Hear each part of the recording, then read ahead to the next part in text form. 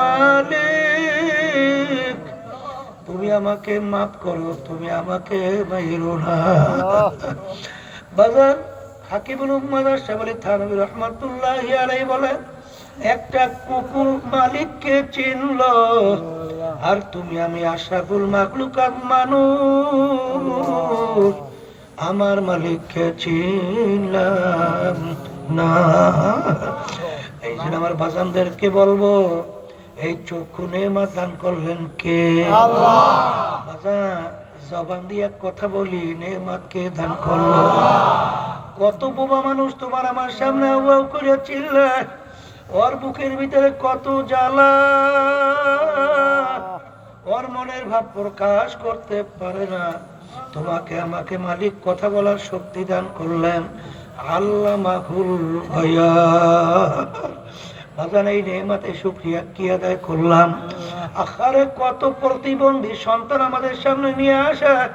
কিশোরগঞ্জ গেছিলাম, মনে পড়ে এক বড় লোক ধনী তার সন্তানকে আমার সামনে নিয়ে আসলো, একেবারে ফুটফুটে চেহারা, বাপের চোখে পানি টলমল টলমল করে, আর বলে হুজুর ওর জন্য একটু দোয়া করেন, আল্লাহকে প্রতিবন্ধী বানাইছে।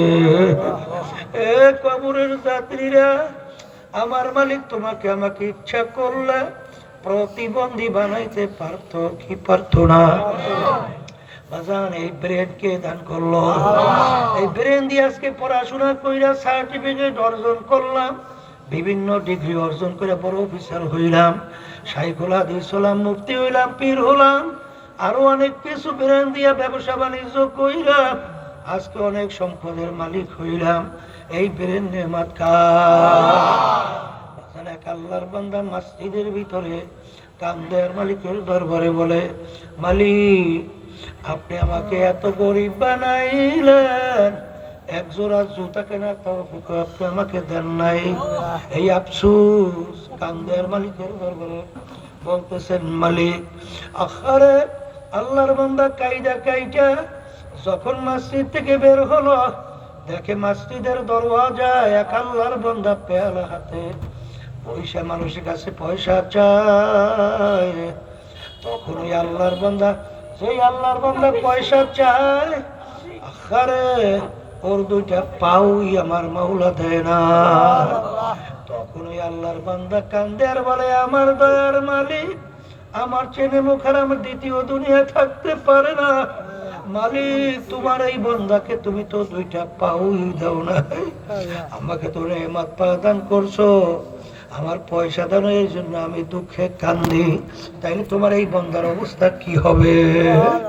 এই জন্য আমার বাজানদেরকে বলবো, পর্দার এই মা বোনদেরকে বলবো, কিতাবের ভিতরে আসে দুনিয়ার ব্যাপারে তাকানো লাগবে নিচের দিকে, আর আখিরাতের ব্যাপারে তাকানো লাগবে উপরের দিকে। কথা ঠিক কিনা? এক আল্লাহর বান্দা ঢাকা যাওয়ার পরে দেখে 25 তলা 24 তলা বড় বড় বিল্ডিং, আরো অনেক বড় মেয়াদের অনেক শান শওকতওয়ালা বিল্ডিং। দেখার পরে আফসোস করে, আফসোস এরকম বিল্ডিং তো দূরের কথা, আমার সুন্দর একটা থাকার ঘরও সুন্দর নাই। এই আফসোস করলে তোমার কি 24 তলা বিল্ডিং হয়ে যাবে? বরঞ্চ কষ্ট আরে পারবে না, কমবে। কিন্তু তুমি ঢাকা যখন যাও, তখন তুমি রাস্তার আইল্যান্ডের ভিতরে দেখো, এক শ্রেণী আমার ভাইরা পর এক শ্রেণী আমার মা বোনেরা, আল্লাহু আকবার, ওই রাস্তার আইল্যান্ডের ভিতরে রাত্রি যাপন করে। শীত নাই, গরম নাই, রৌদ্র নাই, বৃষ্টি নাই, ওর ভিতরে রাত দিন কাটায়। তখন তুমি তার দিকে তাকাইয়া শুকরিয়া আদায় করো, হে আমার দয়ার মালিক, আপনি ইচ্ছা করলে তো আমাকে এইভাবে বানাতে পারতেন, আপনাকে অন্তত আমাকে মাথা গোছার ঠাই দেওয়ার একটা জায়গা তো বানাইছেন। কথা ঠিক না বেঠি? একবার এরকম যদি খেয়াল করিয়া চলো, দিলের ভিতরে শান্তি আসতে থাকবে। কি আসবে কি আসবে না? এই জন্য আমার ভাইদেরকে বলবো, পর্দার এই মা বোনদেরকে বলবো, বাজার আল্লাহর নেয়ামতের শুকরিয়া আদায় করে কোনোদিন শেষ করতে পারবো না। এই জন্য আমার বাজানদেরকে বলবো, যারা মানুষ তারা কিন্তু চিন্তা করবে কোরআনুল কারীম নাযিল হলো প্রায় 1450 বছর হয়ে গেল, এত ইসলামের শত্রু গেল, বর্তমানে আছে, ভুল কিন্তু বের করতে পারে নাই। বরঞ্চ যত বৈজ্ঞানিক, যত দার্শনিক কোরআনুল কারীম নিয়ে রিসার্চ করে দেখে, কোরআনুল কারীমের ভিতরে যা যা বলছে সব 100 ভাগ মিল পইরা যায়। জোরে বলেন কথা ঠিক কিনা? দেখবেন কোরআনুল কারীমের ভিতরে সমুদ্র সম্পর্কে আল্লাহ বলছেন, মারাজাল বাহরাইনি ইয়ালতাকিয়ান বাইনাহুমা বারযাখুল লা ইয়াবগিয়ান ফাবিআইয়ি আলা'i রাব্বিকুমা তুকাযযিবান। বৈজ্ঞানিকরা যখন সমুদ্র নিয়ে রিসার্চ করে দেখে সমুদ্রের ব্যাপারে আমার মালিক কোরআনুল কারীমের মধ্যে যা যা বলছেন 100 ভাগ সব মিল হয়ে গেল। যখন বৈজ্ঞানিকরা সূর্য নিয়ে রিসার্চ করে আমার মালিক সূর্য সম্পর্কে বলছেন, ওয়াশ-শামসু তাজরি লিমুস্তাকাররিন লাহা, সূর্য তার আপন কক্ষপথে চলমান। যখন রিসার্চ করে দেখে সূর্য তার কক্ষপথে চলতেছে, এক কথায় যে বিষয় নিয়ে রিসার্চ করে দেখে সবকিছু কোরআনুল কারীমের সঙ্গে মিল। এখন আমার বাজানদেরকে বলবো, এই আলোচনা করলাম যারা মানুষ তারা কিন্তু বুঝবে, আর যারা মানুষের চূড়াতে আবু জাহাল, উতবা সাহেব, আবুল আহাব মার্কা, এরা কিন্তু বুঝবে না। এদের জীবন ধ্বংস কইরা দুনিয়াতে খসরাত দুনিয়া ওয়াল আখিরাত, দুনিয়াতেও ক্ষতিগ্রস্ত, আখিরাতেও ক্ষতিগ্রস্ত। জোরে বলেন। এই জন্য আমার ভাইদেরকে বলবো, পর্দালে মা বোনরা যারা শুনতেছেন, কোরআনুল কারীম কিন্তু সত্য। তাই কোরআনুল কারীম যদি সত্য হয়, আমার মালিক আমাদেরকে কেন সৃষ্টি করলেন, অন্যান্য মাখলুকাতগুলো আমার মালিক কেন সৃষ্টি করলেন? বাজার আমার মালিক বলেন, আমা খলাকতুল জিন্না ওয়াল ইনসা ইল্লা লিয়াবুদুন, মানুষ এবং জিন এই দুইটা জাতিকে আমি সৃষ্টি করার উদ্দেশ্য কারণ হলো আমার ইবাদতের জন্য। বলে কি জন্য? এখন অনেকে বলতে পারেন, হুজুর অন্য অন্য মাখলুকাতগুলো আমার মালিক কেন সৃষ্টি করলেন? ওই সত্য কালামের ভিতরে আমার মালিক বলেন, ওয়াখুলিকালাকুম মা ফিল আরদি জামিআ, অন্যান্য মাখলুকাতগুলো আমি সৃষ্টি করলাম তোমাদের জন্য। অন্যান্য মাখলুকাতগুলো সৃষ্টি করলেন মালিক আমাদের জন্য, আর আমাদেরকে মালিক সৃষ্টি করলেন কিসের জন্য? মুখ খুলে সবাই বলে, আবার সবাই বলে। গরু আমাদের দরকার আছে না নাই? একটা মানুষ না থাকলে গরুর কি হবে? সূর্য আমাদের মানুষের দরকার আছে না নাই? একটা মানুষ দুনিয়া না থাকলে সূর্যের কি হবে? গাছ আমাদের দরকার আছে না নাই? মানুষ না থাকলে গাছের কি হয়? তাহলে সব বানাইলো মালিক কাদের জন্য?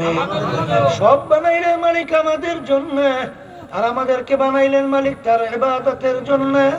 এখন ইবাদত কাকে বলে? ইবাদত একটা আরবি শব্দ, উর্দুতে বলে গোলামি, বাংলা অর্থ মালিকের হুকুম অনুযায়ী চলা। ইবাদত শব্দের অর্থ সবাই মুখ খুলে বলেন, সবাই মুখ খুলে বলেন। মালিকের হুকুম অনুযায়ী চলার নাম হলো ইবাদত। আমরা নামাজ পড়ি কেন? বলেন, মালিকের হুকুম পালন করি। রোজা রাখি কেন? এই অন্যান্য সমস্ত কাজ কেন করি? আস্তে, হ্যাঁ, মালিক হুকুম করছেন নামাজ প্রতিষ্ঠা করার জন্য, এই জন্য নামাজ পড়ি। কথা ঠিক? রোজা রাখার জন্য বলছেন, রোজা রাখি। হজ যাকাত আদায় করি, মালিকের হুকুম পালন করি। কথা ঠিক না ভাই? ঠিক। এখন আমার বাজানদেরকে বলবো, পর্দা আলে মা বোনদেরকে বলবো, আল্লাহ রাসূল সাল্লাল্লাহু আলাইহি ওয়াসাল্লামকে, আল্লাহ রাসূল সাল্লাল্লাহু আলাইহি ওয়াসাল্লামকে দুনিয়াতে আল্লাহ কেন পাঠাইলেন? আল্লাহ রাব্বুল আলামিন পাঠাইলেন। আল্লাহ রাসূল বলেন, বুইসতু মুআল্লিমান। কি জন্য বলেন? ওস্তাদ হিসাবে। আবার কোন কিসের জন্য? শাগরেদ এবং ছাত্র হলো সাহাবায়ে কেরাম। কথা ঠিক না ভাই? ঠিক। বর্তমানে কিন্তু এক শ্রেণীর বের হইছে, তারা বলতে চায় মেয়েদের পোশাক আদির ব্যাপারে কোনো রেস্ট্রিকশন নাই। সবাই নাউজুবিল্লাহ। হ্যাঁ, এই পোশাক আদির ব্যাপারে রেস্ট্রিকশন নাই? আছে। নাই নাই নাই, এইটা জাইন না শুইন না বুঝা যদি কেউ বলে ঈমান থাকবে না। মালিক পোশাকের ব্যাপারে কি বলছেন? লিবাসুত তাকওয়া যালিকা খায়র, পরহেজগারি লেবাস তোমাদের জন্য উত্তম। আছে রেজিস্ট্রেশন আছে, আসতে কয় এই কপাল পোড়া। আল্লাহ রসুল আছে ওস্তাদ হিসাবে, ছাত্র কারা? সাহাবায়ে কেরাম না? তাহলে সাহাবায়ে কেরামের 3.5 হাত বডি আল্লাহ রসুল সাজাইছে না? আসতে কয় এই। তাহলে জামা কিভাবে পরতে হইবে, চুল কিভাবে রাখতে হবে, দাড়ি কিভাবে রাখতে হবে, পোশাক কিভাবে পরতে হবে, এর সব আল্লাহ নবী সাহাবায়ে কেরাম দেখাইছে। এই সরাসরি ট্রেনিং দেয় নাই? না দেয় নাই? দেয় নাই? এই আল্লাহর বান্দারা, পর্দা আলে মা বোনেরা শোনেন, অনেকে আবার ইমাম মানতে চায় না। হেরার নাম দিয়েছে আমরা আহলে হাদিস। এই নাম দিয়েছে কি? ওরে সর্বনাশ। ওদিকে আবার বুখারী শরীফ চটি বই পকেটের মধ্যে। আপনার বাপের বসে দেখছেন বুখারী শরীফ চটি বই? হ্যাঁ, পাইলে কই? বুখারী শরীফ এই বিশাল এক কিতাব, এই চটি বই পাইলে কই? হ্যাঁ, দেখেন ওদের জিজ্ঞেস করেন, দেখবেন যে এই বুখারী শরীফ, এই বুখারী শরীফ হাদিস, বুখারী শরীফ হাদিস। কথা ঠিক না বেঠিক? বুখারী শরীফ হাদিস, বুখারী শরীফ হাদিস। ওদের কাজটা কি? বুকের উপর হাত বাঁধো, আর আমি নামাজের ভিতরে সূরা ফাতিহার পরে সূরা আমিন জোরে পড়তে হবে। এই দুইটা কাজই মূলত, এইটাই আমরা দেখছি। কথা ঠিক? আচ্ছা, তাহলে বুকের উপরে হাত বাঁধা, আবার আমিন জোরে বলা। আচ্ছা, এখন হাদিসের মধ্যে নাভির উপরে হাত বাঁধা, নাভির নিচে হাত বাঁধার হাদিসও আসতে পারে। সহি না গাড়ি? সহি, সহি।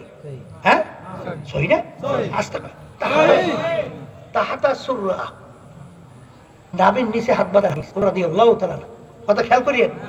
আচ্ছা, এখন হাদিস নাভির নিচে হাত বাঁধার হাদিসও কি? বুকের উপরে হাত বাঁধার হাদিসও সহি। কথা ঠিক কিনা? এখন ধরুন হাদিস নামাজে আপনি দাঁড়াইছেন, আমল করা লাগবে না? এখন নামাজের ভিতরে দাঁড়াইয়া একবার বুকে একবার নাভির নিচে, নামাজ হইবে? নামাজ থাকবে? সব শেষ না? কথা না? তাহলে এখন এই দুই হাদিসের তাকবীর দেওয়ার জন্য ইমাম লাগে? আসতে কয় ওরা চটি বই লই আইছে। আর ইমামুল আযম আবু হানিফা রাহমাতুল্লাহি আলাইহি, চারজন আমাদের ইমাম উল্লেখযোগ্য। ইমামুল আযম আবু হানিফা রাহমাতুল্লাহি আলাইহি, শাফি রাহমাতুল্লাহি আলাইহি, আহমদ হাম্বল রাহমাতুল্লাহি আলাইহি, মালিক রাহমাতুল্লাহি আলাইহি। কি কথা বলেন? এর ভিতরে একজন ইমাম হইলেন তাবী। চারজনের ভিতরে একজন কি? তাবী। বুঝেন তো? যারা সাহাবায়ে কেরামদেরকে দেখছে তাদেরকে বলে তাবী। কথা ঠিক না বেঠিক? তাহলে এই চার ইমামের ভিতরে একজন আর সাহাবায়ে কেরামদেরকে দেখছে। তাহলে সাহাবায়ে কেরাম কারা? আল্লাহ রাসূলের ছাত্র। আসতে কয় আল্লাহ রাসূলের ছাত্র। আল্লাহ রাসূল সাল্লাল্লাহু আলাইহি ওয়াসাল্লাম তাদের একেবারে 3.5 বডির মধ্যে ইসলামী সমস্ত কার্যক্রম তাদের ভিতরে সব বাস্তবায়ন করে দেখাইছে না? এবং তাদেরকে দেখছে ইমামুল আযম আবু হানিফা রাহমাতুল্লাহ। কথা ঠিক না বেঠিক? এখন বর্তমানে বাইরেছে ওরা ইমাম মানে না। কি মানে না? ওদিকে যদি বোমা মারেন, বোমা পেটের ভিতরে, এই সূরা ফাতিহা ঠিক মতো সহিভাবে তেলাওয়াত করতে বুখারী হাদিস নিয়েছে। এ হইলে নিজের কপাল পড়ছে, জাতিকে কপাল পড়ার চেষ্টায় আছে। এ আহলে হাদিস না, এ আহারে হাদিস, আহারে হাদিস, আহারে হাদিস। এ হাদিস আহারে আহারে আহারে। আমরা গ্রামে কথা বলে না, আহারে আহারে আহারে, হায় হায় হায় হায় হায়। এই হইলে এই তুমি আহলে হাদিস দাবি করো, তাহলে আর এক দল বাইরে বেরে আহলে কোরআন। আহলে হাদিস বলার সঙ্গে সঙ্গে কোরআন বাদ হয়েছে না? তোমার হাদিস কোরআন কারা? এখন বর্তমানে একদল বাইরে এসে এর নাম দিচ্ছে আহলে কোরআন। হ্যাঁ, শুনছেন? শোনেন নাই? এটা হলে সব ইহুদি নাসারা খ্রিস্টানদের এটা বোঝা লাগবে। গেছিলাম ওই কিসের জন্য বলি, শোনেন বাস্তবে দেখি তো। গোপালগঞ্জ গেছি, গোপালগঞ্জ। এই ওই লাইন আলোচনা যাইতেছিলাম না, কথা বাসকে আইসে বসে বলি বলে দুই একটা। সেখানে গোপালগঞ্জ, সেখানে একটা মসজিদ আছে। এই মুসল্লিরা যদি মসজিদে নামাজ পড়ে তাহলে তাদেরকে ভাতা দেয়, টাকা। যেই মুসল্লিরা নামাজ পড়ে কি দেয়? টাকা দেয়। আচ্ছা, আমি যেখানে ভাই ব্যাপার কি, নামাজ আমার দায়িত্ব, আমার উপরে ফরজ, আমি নামাজ পড়ি, তারা টাকা দেয়। আহলে হাদিসের মুসলিম আচ্ছা, মুসল্লিকে বাতা দেয় আর সেখানে যদি আমিন বলায় আর সেখানে হাত ওই বুকের উপরে বাঁধায়, এরপর টাকা দেয়। আচ্ছা, কারণটা কি? এখানে টাকা দেওয়ার কিছু এজেন্ট কাজ করে না পিছনে? আসতে কাজ করে না, কাজ করে না। ওই একটা শুনিয়েছি বগুড়ার ওদিকে, আমি তো প্রথম আগে লিখেছি, যাওয়ার পরে গাবতলী, বুঝছেন? গাবতলী একটা থানা, বগুড়া জেলা। সেখানে হানাফি মাযহাব আছে মনে 4-5 আর সব বলে এই মার্কা। তো আমার নেশ হয়েছে না বলে, আমি তো অত বুঝি টুঝি নেই, আমি তো আলোচনা করতে আসি। কে আছে দাঁড়াইয়া মজলিসের মধ্যে এখন এমন কায়দা বাজাইছে, এখন আমাকে যারা স্টেজ আছে হেরা ভয় পেয়ে গেছে। আমি বলে, এই থামেন, কোনো অসুবিধা নাই, আপনি কোন কোন জায়গায় অসুবিধা সামনে আন, কোন কোন জায়গায় অসুবিধা বাচ্চা সামনে আসেন, আপনার কোন জায়গায় প্রশ্ন মানে ঝামেলা রয়েছে কোন জায়গায়, এখন সামনে কেউ আসে না। আমি বলি, ব্যাপার কি? সামনে যে একজন আসেন না, ঘটনাটা কি? এরপরে ওসি সাহেব বলে, হুজুর এই ঝামেলা এখানে করা যাই না। যাই হোক, আমি কোনো ঝামেলা করতেও চাই না। তা আল্লাহর মধ্যে সেদিন কেরাবার এখন যাই দিয়ে আলহামদুলিল্লাহ সেই এলাকা আমি সেদিকে প্রোগ্রাম করি আসছি। আবার এখন দিয়ে অনেক পরিবর্তন। আল্লাহ কথা বুঝতে পারছেন? তাই যেই কথা বলতে চাইছিলাম, এরকম ফেরকা দলের অভাব নাই। এই যে বাংলাদেশে কুমিল্লা ক্যান্টনমেন্ট শুনছেন, সেখানে একজন ইমাম 30 বছর প্রায় ইমামতি করছে। কত বড় জানেন না, কোরআন হাদিসের পান্ডিত না? তাহলে ক্যান্টনমেন্ট মসজিদের ভিতরে একজন ইমাম হইতে হলে তার এই কোরআন সম্পর্কে, হাদিস সম্পর্কে, এই মাসালা সম্পর্কে, এই কিতাব সম্পর্কে অনেক তার জ্ঞান থাকা লাগে না? 30 বছর ধরা পড়ছে হিন্দু।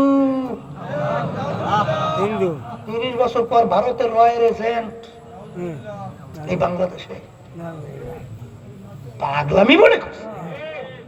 হ্যাঁ, খালি শুনলেই খালি উসকে দৌড়া, বুঝে শুনে পা বাড়াতে হবে। মহাখালী জামানো কথা করা যাবে না। ওরা বসে নাই, ওরা মুসলমানদের ভিতরে ডিবেট তৈরি করে বিভিন্ন কায়দা কায়দা কাজ করে। কি কথা ঠিক না? তাহলে যেই কথা বলতে চাইছিলাম, এই মালিক আমাদেরকে বলেছেন কিসের জন্য? আবার কোন এবারে শব্দের অর্থ কি বলছিলাম? মালিকের হুকুম অনুযায়ী চলা। যদি দুর্বল থাকে তোমার আমলের কোনো মূল্য নাই। জোরে বলেন কথা ঠিক। আল্লাহ রাসূল সাল্লাল্লাহু আলাইহি ওয়াসাল্লাম বলেন, আখলিস দীনাকা ইয়াকফিকা আমালুল কালিল। কথা কয় না? এ আমার উম্মতেরা, তোমাদের ঈমানকে নির্ভেজাল করো, স্বচ্ছ করো, পরিচ্ছন্ন করো। অল্প আমল তুমি আমলে সালেহ করবে, নাজাত পাইয়া মাওলার বেহেশত অর্থাৎ আমাদের জন্য মেহমান খানা বানাইছেন, তার ভিতরে জায়গা পাইয়া যাওয়া। ঈমান কি করা লাগবে? নির্ভেজাল। নির্ভেজাল করে বলেন, আবার করে কোন নির্ভেজাল।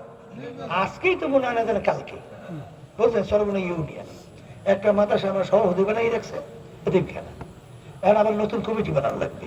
আমি কিছু ভাই সভাপতি আমার বানাইতে পারবো, আমি কোনো কাজ করতে পারবো না, কারণ আমার সবাই তো কারণ হুজুর আপনার নামটা থাকলে ঝামেলা বাঁচে না, এই জন্য থাকলে ভালো।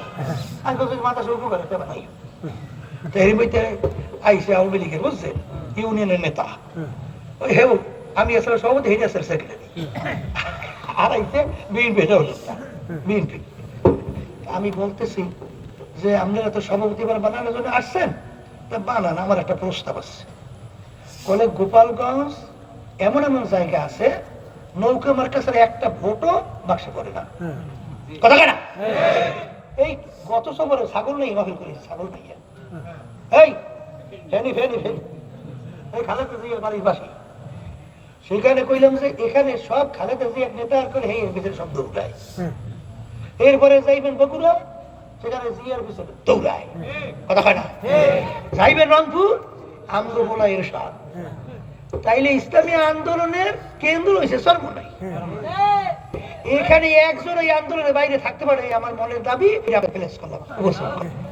হুজুর দোয়া করেন ওই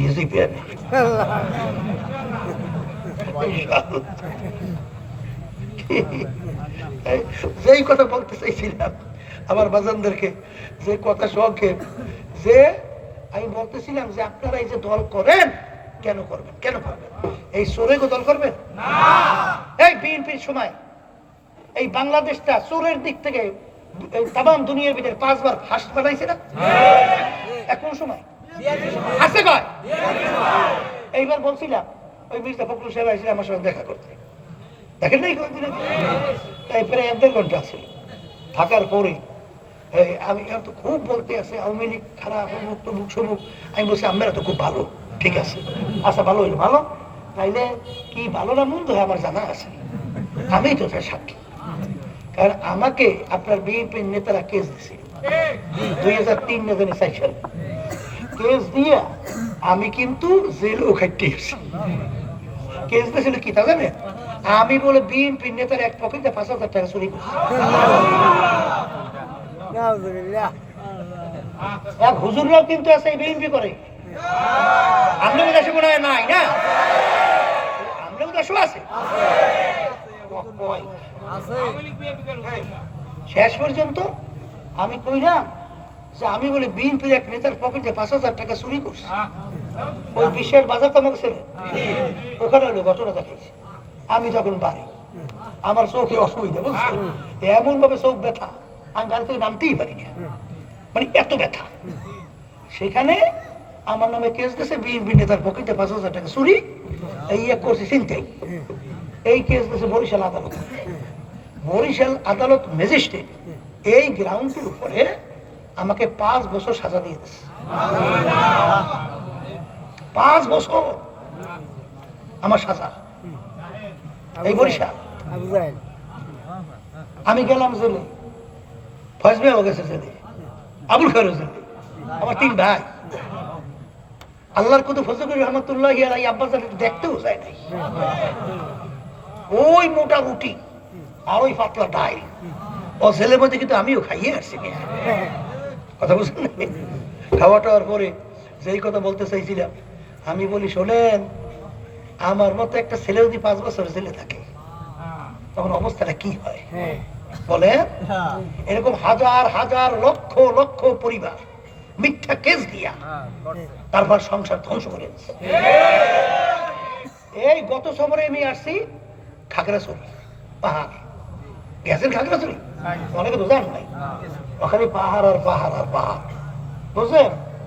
সেখানে আমাদের দায়িত্বশীল ওরা আমাদেরকে বলতেছে হুজুর এখানে খেলা শুরু হয়েছে। কি খেলা? বলে হুজুর এক এক কেসের নদীতে 1100-1200 আসামি দিচ্ছে। দিয়ে আস্তে আস্তে একজন আসে, দাও টাকা দাও, টাকা দাও, এইবার টাকা পাইয়া নাম কাটে। এরকম কাটতে কাটতে 1100-1200 তখন সবাই মাত্র 175-76 পর্যন্ত ঠেকছে। কথা বাংলা বোঝেন? তারা আমাদের এক দায়িত্বশীল ওরও দিয়েছে কেস।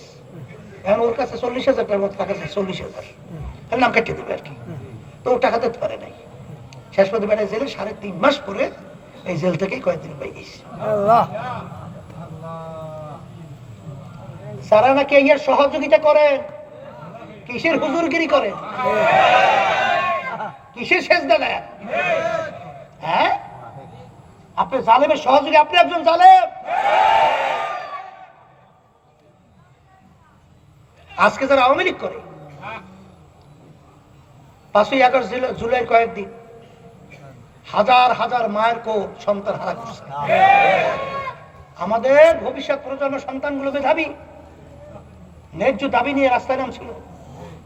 বৈষম্য দূর করা, মেধাবী মেধাবী ছেলেরা তারা চাকরি পায় না, আর বকেটে সবগুলো নিয়ে চাকরি, দলীয়করণ, বৈষম্য, এইটা দূর করার জন্য অনেক গরিব গার্জিয়ান আছে না, হারে রিক্সা চালাইয়া মাথার কাম পায়।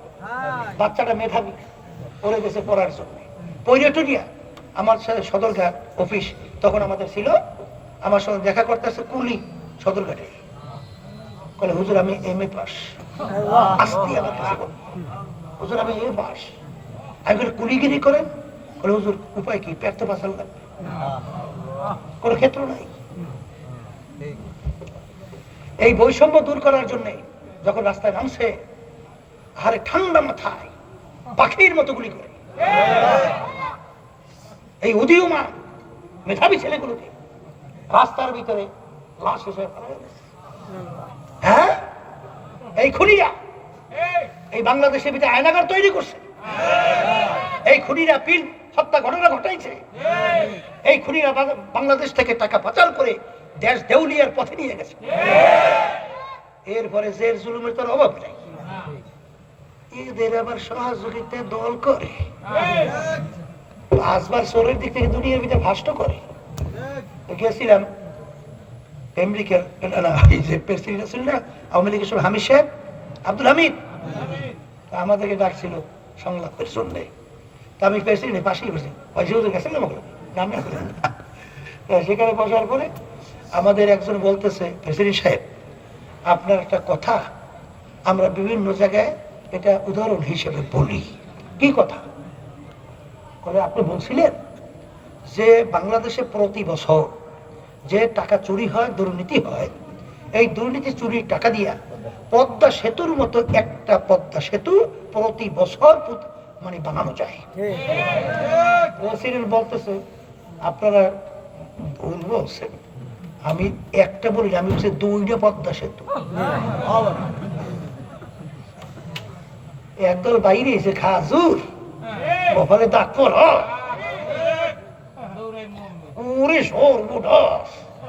ওদিকে আবার এদের সহযোগী।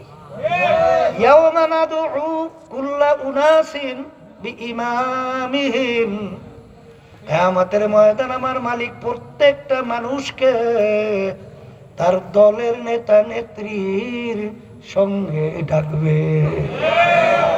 আমি বলিনি, আল্লাহ বলছেন কোরআন কারীম শুনাইতেছি, আমার মালিক ডাইকে বলবেন তোর দলের নেতা নেত্রী যেদিকে যায় ওদের পিছনে পিছনে সেই দিকে পথ ধর। এক কথায় তোর নেতা নেত্রী যেখানে জায়গা তোরও সেইখানে জায়গা। আমি বলছি না, আল্লাহ বলছেন। আল্লাহ রাসূল সাল্লাল্লাহু আলাইহি ওয়াসাল্লাম বলেন মান তাশাব্বাহা বিকাওমিন ফাহুয়া মিনহুম। তুমি এর ভিতরে যেই দলভুক্ত হইয়া চলো, যেই দলভুক্ত হইয়া চলবা, এই কিয়ামতের ময়দানে ওই দলভুক্ত হইয়া তুমি উঠবা এবং ওই দলের নেতা নেত্রীর সঙ্গে তোমার হাসর হবে। আর হাসর মানি যার সঙ্গে যার মোহাব্বত তার সঙ্গে তার কিয়ামত হাকিকত সে তো দুনিয়া বেখবর হ্যায়, দুনিয়া কি নুমাইশ পর নজর হ্যায়। এ দুনিয়ার বড় লোক আমার বাবারা, হে দুনিয়া আমার বাবারা, বড় বংশ বড় আমার বাবারা, হে পীর মুফতি মুহাদ্দিস আমার বাবারা, হে বড় বড় ধনী সম্পদের মালিক আমার বাবারা, হে মেম্বার চেয়ারম্যান এমপি মিনিস্টার বাবারা, আজকে চক্ষু খোলায় পরিচয় দেয় আমি পীর। কেউ পরিচয় দেয় আমি মুফতি, আমি মুহাদ্দিস, আমি এমপি, আমি মিনিস্টার, আমি মেম্বার, আমি চেয়ারম্যান, আমি অমুক বংশ, আমি অমুক শিক্ষিত, আমি ডক্টরের ডিগ্রি। এই পরিচয় কয়দিন, যে কয়দিন দুনিয়ায় চক্ষু খোলা থাকবে, যেদিন চিরতরে চক্ষু বন্ধ তখন কেউ বলবে না পীর সাহেব ঘুমিয়ে আছে, বলবে পীর সাহেবের লাশটা পড়ে আছে। আর এখন মাছি মশাও সরানো যায় না। এ দুনিয়াদার পাগল আমার বাবারা, আখারে খুলনায় আব্দুল্লাহ কইরা একজন যুবক প্রতি বছর যখন মাহফিলে যাইতাম আমাদের জন্য নাস্তা নিয়ে আসতো, কত আমাদের সহযোগিতা করত। আরে বছর 2 আগে যাইয়া দেখি আব্দুল্লাহ আসে না। জিজ্ঞাসা করি আব্দুল্লাহ কোথায়? বলে হুজুর আব্দুল্লাহ তোমার দুনিয়াতে নাই। কি হইল? অল্প বয়স সন্তান। বলে হুজুর স্টক কইরা মারা গেছে। হুজুর লাশ যখন বারান্দায় ঘরে নিয়ে রাখছে, ছোট 2.5 বছর বাচ্চারা এসে ডাক দেয় আব্বা ওঠো, আব্বা ওঠো, আব্বা ওঠো।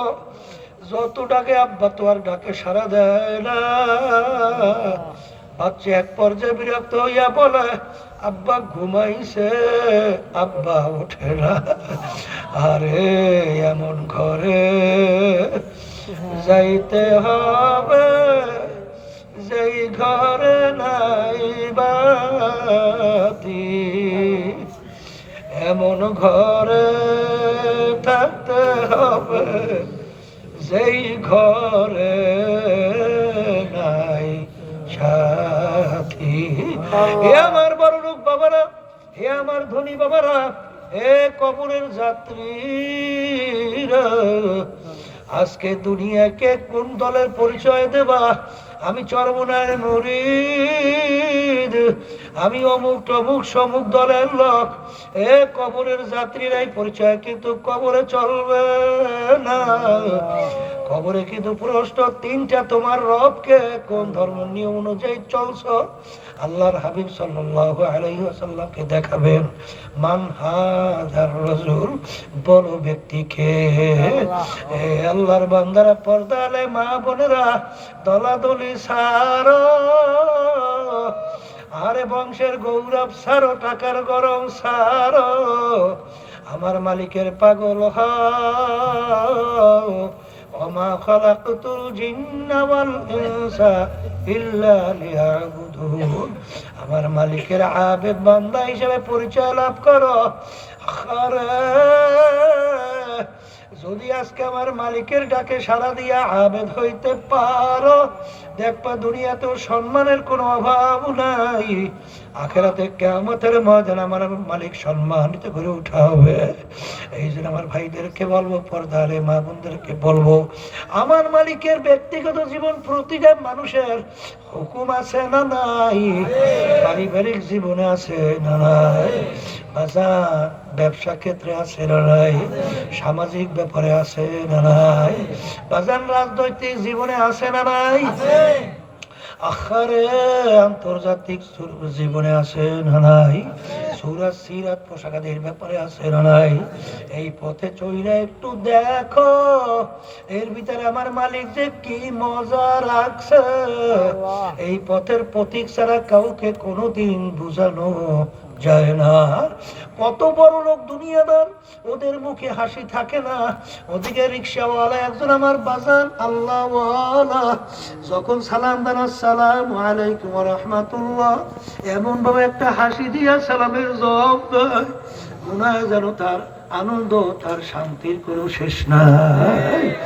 এই জন্য আমার বাজানদেরকে বলবো, পর্দারে মা বোনদেরকে বলবো, যেই দুনিয়ার পিছনে পড়ছো, যেই দুনিয়ার পাগল হইছ, যেই দুনিয়ার সম্মান তালাশ করো, আমার আব্বাজান বলতেন ডাকাইতের দলের সর্দার, ওর কত পাওয়ার। যদি তার দলীয় লোক কোনো অন্যায় করে, তাকে গুলি করে অনেক সময় মেয়েরা ফালায়। আর ওর মাতুকবাড়ি সরদারি, ওর বাবুগিরি কতক্ষণ পুলিশের হাতে অ্যারেস্ট হওয়ার আগ পর্যন্ত। যখন পুলিশের হাতে অ্যারেস্ট হইয়া যায়, যখন বুট দিয়া লাথি মারে, পাড়ায় হাড্ডি ভাঙিয়া ফেলায়, কোথায় যাওয়ার সারগিরি, কোথায় যাওয়ার বাবুগিরি, কোথায় যায় সর্দারগিরি? এ কবরের যাত্রীরা, আজকে দুনিয়ার ভিতরে পরিচয় দাও বিভিন্ন কায়দায়। এই মাতুকবাড়ি সরদারি, টাকার গরম, ক্ষমতার গরম, দলের গরম, সম্মানের গরম, শিক্ষার গরম কতক্ষণ? আজরাইল আলাইহিস সালাতু ওয়াস সালামের হাতে অ্যারেস্ট হওয়ার আগ পর্যন্ত। যখন অ্যারেস্ট হইয়া যাবা, আখারে আল্লাহর ওয়াজিরি রহমাতুল্লাহি আলাইহি লেখেন, কবরে যাইয়া মাপ পাওয়ার আগ পর্যন্ত নিজেকে নিজে একটা শুয়োরের চেয়ে ভালো মনে করা যায় না। এই জন্য আল্লাহর ইতিহাস পড়বা, সাহাবায়ে কেরামদের ইতিহাস পড়বা। ওমর ফারুক রাদিয়াল্লাহু তাআলা আনহু কাঁদতে কাঁদতে গালের ভিতরে দাগ পইড়া গেছিল। অনেক সময় রাস্তা দিয়ে হাঁটতো, ফেজা কুটানার হাতের ভিতরে উঠাইয়া আফসোস করে দুই চোখের পানি পালায়, কান্দে আর বলে, ও ফেজা কুটানারা, তুই আমার চেয়ে অনেক ভালো, আমার মালিকের সামনে দাঁড়াইয়া তোর কোনো হিসাব দেওয়া লাগবে না, তুই মাটির সঙ্গে মিলে যাবি। আমি ওমর মানুষ, মালিকের সামনে দাঁড়াইয়া হিসাব দেওয়া লাগবে। ও ফেজা কুটানারা, তুই আমার চেয়ে অনেক ভালো। এই জন্য আমার বাজানদেরকে বলবো, অনেক সময় ওমর ফারুক রাদিয়াল্লাহু তাআলা আনহু আফসোস করে বলে, মালিক তুমি যদি আমাকে মানুষ না বানাইয়া একটা বাচ্চা ছাগলের বানাইতা, একটা বকরির বাচ্চা বানাইতা, আহারে তোমার বান্দা বান্দি জবাই করতো, গোশত পাক কইরা খাইয়া ইবাদত বন্দেগি করতো, আমি কাজে লাগিয়া যাইতাম। কিন্তু আমার মালিক তোমার সামনে দাঁড়াই আমার হিসাব দেওয়া লাগবে। যেই মামলার তদবির নাই তার কিন্তু খালাস নাই। আল্লাহর ওলিরা কানতে কাঁদতে মালিকের দরবারে চইলে গেছে, সাহাবায়ে কেরামরা কানতে কানতে মালিকের দরবারে চইলে গেছে। আরে বরফির আব্দুল কাদের জিলানী রহমাতুল্লাহ আলাইহি আমার মালিকের ঘরের সঙ্গে মাথার টাকায় কান্দার বলে, মালিক যদি মাপ নাই করো কিয়ামতের ময়দানে অন্ধ করে উঠা। কারণ মানুষ আমাকে বড় বিশ্বাস বলছে। আল্লাহ জাহান্নামের শিকল হাতে বেলাই গেছে, একটু আযাব অন্যদিকে লজ্জা। মালিক তুমি আমাকে অন্ধ কইরা উঠাইও, বেটা দে আপনা হস্তে কো আগার কুছ মর্তবা চাহো, ইদানা খাককে মেরে গোলে গুলজার হতা।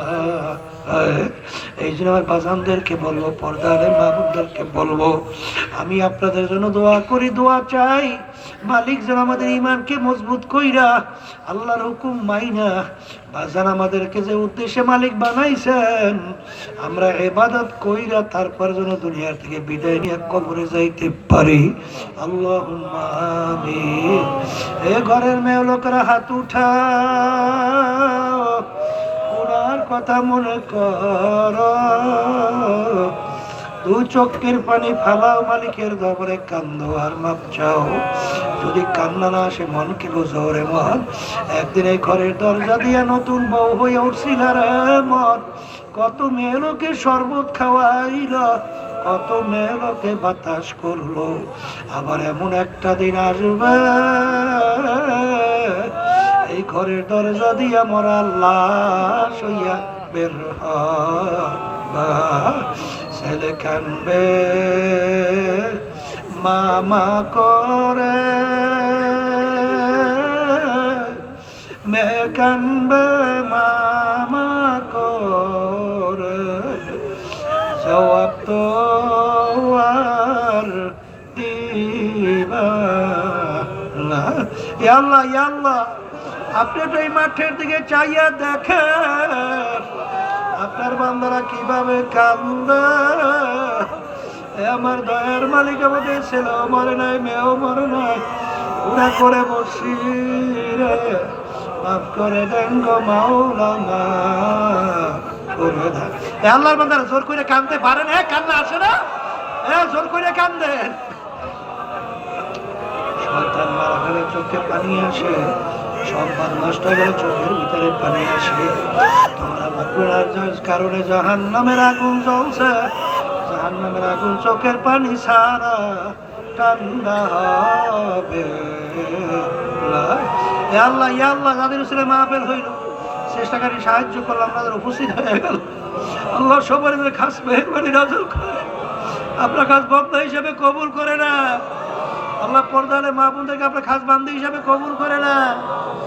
আল্লাহ তরিকা আল্লাহ সব দিক থেকে আপনি হেফাজত করে, সহিভাবে চালাবার তৌফিক দান করে, সর্বদিক থেকে আপনি হেফাজত করে। আল্লাহ আমাদের আম্মা আব্বা আত্মীয় স্বজন যারা কবরে শুয়ে রয়েছে বেহেশতের বাগান বালা। সুবহানা রাব্বিকা রাব্বিল ইজ্জাতি আম্মা ইয়াসিফুন ওয়া সালামুন আলাল মুরসালিন আলহামদুলিল্লাহি রাব্বিল আলামিন।